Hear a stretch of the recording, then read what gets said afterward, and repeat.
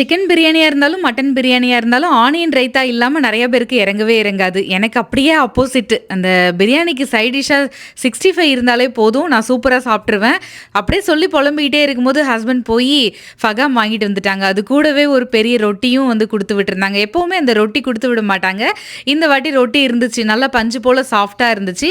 அன்னைக்கு night dinner சாப்பிட்டு தூங்கியாச்சு அப்படியே. அடுத்த நாள் மத்தியானம் பார்த்தீங்கன்னா, மீன் குழம்பு இருந்துச்சு. நேத்து நான் வச்ச மீன் குழம்பு அப்படின்னா சூப்பர் டூப்பர் தானே. அதுக்கு வந்து ஒரு முட்டை ஆம்லேட் மட்டும். என்னோட ஸ்டைலில் முட்டை ஆம்லேட் எப்படி போடுவேன்னா, நிறைய வெங்காயத்தை கட் பண்ணி அது கூடவே கொஞ்சம் மிளகு சீரகம், பச்சை மிளகாய் ஃப்ளேவருக்கு ஒன்று, உப்பு போட்டு கொஞ்சம் நல்லா தனி மிளகாத்தூள் லைட்டாக போடுவேன். போட்டு நல்லா அடித்து எடுத்து முட்டையை திருப்பி போட்டோம் அப்படின்னா சுட சுட மீன் குழம்புக்கு முட்டை ஆம்லேட்டு செம்மையான காம்பினேஷன்.